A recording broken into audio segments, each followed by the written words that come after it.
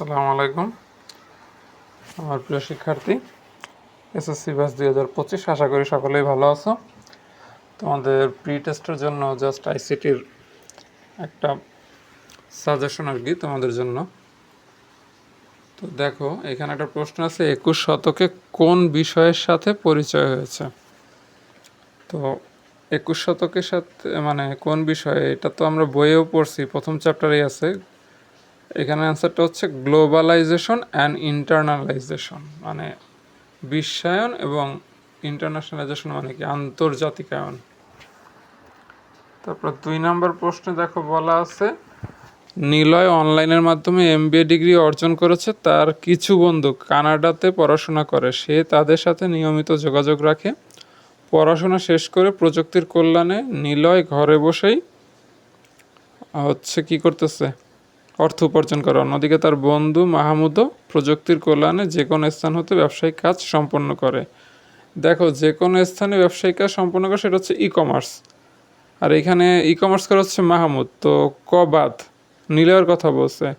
Hacking তো হচ্ছে পরের ডাটাটা হ্যাক করা, এটাও কোনো উপার্জনের সিস্টেম না, এটাও বাদ।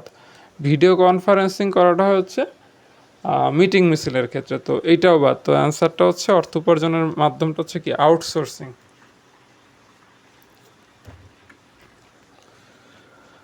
মোবাইল বা কার্ড ছাড়াও ই কমার্সে আরেকটা বিল পরিশোধের পদ্ধতি এসেছে, তার নাম কি?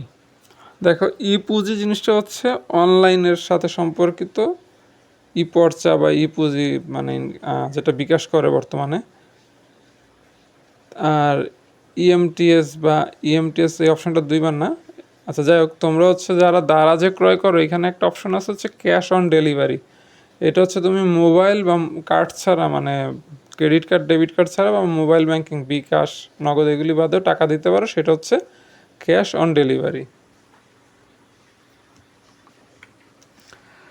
এখন দেখো, এইখানে বলছে কি যে ডিজিটাল বাংলাদেশের পেছনের মূল কথাটা হচ্ছে কি, দেশের মানুষের জন্য গণতন্ত্র, কারণ আমাদের সংবিধানেই বলা আছে গণতন্ত্রের কথা। এবং হচ্ছে গিয়া ডিজিটাল বাংলাদেশে আরেকটা বিষয় সরকার মাথায় রেখেছে, সেটা হচ্ছে দায়বদ্ধতা। তো এই দুইটা জিনিস মিলে হচ্ছে ডিজিটাল বাংলাদেশের পেছনের মূল কথা। তারপর একটা প্রশ্ন হচ্ছে যে কত সালের মধ্যে ডিজিটাল বাংলাদেশ গড়ে তোলার পরিকল্পনা হয়। এটা তোমরা আগে শুনছো যে ভিশন 2021, এইটাই ছিল হচ্ছে ডিজিটাল বাংলাদেশের পরিকল্পনা, মানে 2021 সালের মধ্যে ডিজিটাল বাংলাদেশ গড়ে তোলার একটা ম্যানিফেস্টো নিয়ে আওয়ামী লীগ সরকার ক্ষমতা এসেছিল। আচ্ছা, 6 নম্বরে বলছে কুকিজ ও টেম্পোরারি ফাইল কোথায় জমা রাখা হয়। এটা হচ্ছে ক্যাশ মেমোরিতে থাকে। আচ্ছা, 7 নাম্বারটা আমরা একটু পরে আসি, শেষের দিকে আসবো। 8 নাম্বারে যাই। এটা তোমার বইয়ে দেওয়া আছে, বায়োসের কোন অপশন পরিবর্তন করলে তা সেভ হয় না। সেইখানে হচ্ছে 2টা, মাদারবোর্ডে সংযুক্ত সিএমওএস এর ব্যাটারির কার্যক্ষমতা হারায়, আর কম্পিউটারে ভাইরাস থাকলে এ ধরনের সমস্যা হতে পারে। মানে তুমি বায়োসে কোনো কিছু একটা হচ্ছে গিয়ে সেভ করবো, বাট সেটা সেভ হবে না কখন, যদি তোমার মাদারবোর্ডে যে একটা ব্যাটারি থাকে, দেখবা যদি কম্পিউটারকে খুলে থাকে, দেখবা ছোটো একটা গোল মানে স্টিলের ব্যাটারি আছে, সেটা যদি নষ্ট হয় তাহলে হচ্ছে তোমার বায়োসের কোনো কিছু সেভ হবে না। কম্পিউটারে ভাইরাস থাকলে বায়োসের কম্পিউটার তখন হচ্ছে একটাই অ্যান্সার, মানে অ্যান্সারটা হচ্ছে রোমান সংখ্যার 1। মাদারবোর্ডে যদি তোমার ব্যাটারির কার্যক্ষমতা হারায়, তাহলে তোমার বায়োসে কোনো কিছু সেভ হবে না। আচ্ছা, দেখো, নাতাশা সামাজিক ওয়েবসাইটে বেশ সক্রিয়, সেখানে তার অনেকগুলি বন্ধু রয়েছে। ক্লাসে সামাজিক সাইটের ক্ষতিকর দিকগুলো শুনে সে বেশ অবাক, কিন্তু তারপরও সে কম্পিউটার ছাড়া থাকতে পারতেছে না। উদ্দীপকে নিচের কোন সাইটটি বলা হয়েছে। দেখো, সামাজিক যোগাযোগ সাইট বলতে হচ্ছে টুইটার, ফেসবুককেই বোঝায়। তো উইকিপিডিয়ার মাধ্যমে আমার বিভিন্ন নলেজ নেই, এটা অ্যান্সার বাদ। গুগলের মাধ্যমে হচ্ছে এটা সার্চ ইঞ্জিন, এটাও বাদ। অ্যামাজন হচ্ছে কাইন্ড অফ মানে বিক্রয়ের হচ্ছে একটা বড় প্ল্যাটফর্ম, এটাও বাদ। তো অ্যান্সারটা হচ্ছে ফেসবুক, তোমরা সবাই জানো।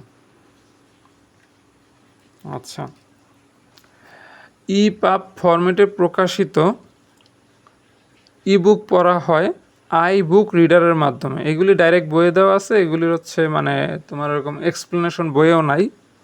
আর হচ্ছে ফিল্ডসে এখানে দুইটা বলা আছে যে ইপাব ফরম্যাটে প্রকাশিত বুক পড়া হয় বুক রিডার ও ফিল্ডসে, মানে অ্যান্সারটা হচ্ছে ক। এই বিষয়টা হচ্ছে যে রবীন্দ্রনাথের ধরো কথার কথা, ছেলে মেয়ে 4 জন, এখন কেন 4 জন এটার ব্যাখ্যা নাই, তো এগুলি আসলে কোনো ব্যাখ্যা নাই। কি আকারে তথ্য সরবরাহ বা বিতরণ করা হয়? রিপোর্ট আকার, ওই যে এটা আগের মতোই। ডেটাবেস প্রোগ্রামে ডেটা এন্ট্রি করার সময় যাতে ভুল না হয় সেদিকে ফিল্ডে শর্ত দিয়ে ডেটা এন্ট্রির সময় নির্ধারণ করার প্রক্রিয়াকে কি বলা হয়? এটার অ্যান্সার হচ্ছে ইনপুট ভ্যালিডেশন বলা হয়, মানে ইনপুটটারে সঠিক করে তৈরি করা। কোনটি ব্যবহার করে বুক পড়া যায়? এটার উত্তর সরাসরি বইয়ে দেওয়া আছে, Kindle. Microsoft Excel file save করতে হচ্ছে কোনটি চাপা? Ctrl+S। এই চিত্রটা দেখো, এখানে তোমার এটা বইয়ের থেকে হুবহু দেওয়া। 400 টাকার 15% তুমি অফিসে কিভাবে করবা? এখানে তোমাকে দেখো 400 আছে বি কলামের 5 নম্বর ঘরে এবং 15 আছে হচ্ছে সি কলামের 5 নম্বর ঘরে, তাইলে অ্যান্সারটা হচ্ছে ক। কারণ এখানে বলা আছে প্রোডাক্ট মানে কি গুণ, তাই তুমি বি সেল আর সি সেল 5 নম্বর সেলটা তুমি সিলেক্ট করে দিবা, তাইলে অ্যান্সারটা হচ্ছে। ইন্টারনেটে কোনো ভিডিও সরাসরি প্রচার হওয়াকে কি বলে? এইটাও বই আছে হুবহু, ভিডিও স্ট্রিমিং বলে। বুকের অ্যাপস কি?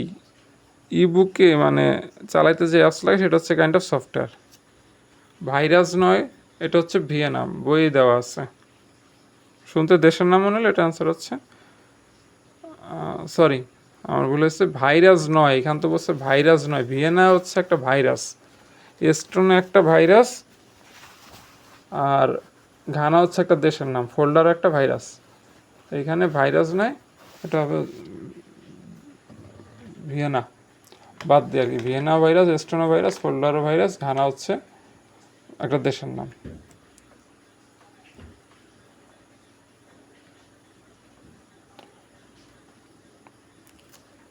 ডকুমেন্টের লেখার মার্জিন ঠিক করতে হলে কোথায় ক্লিক করতে হবে?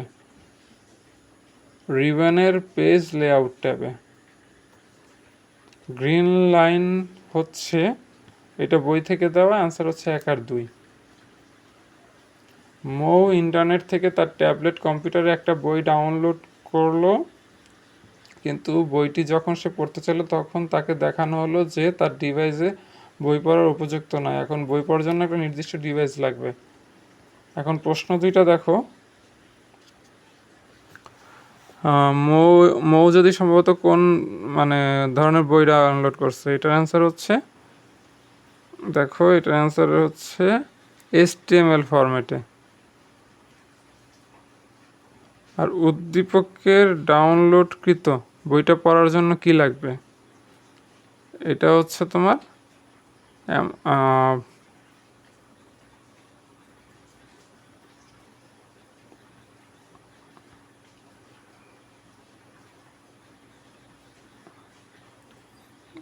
কিন্ডেল এবং হচ্ছে অ্যান্ড্রয়েড লাগবে। আর 21 নম্বরের অ্যান্সার হবে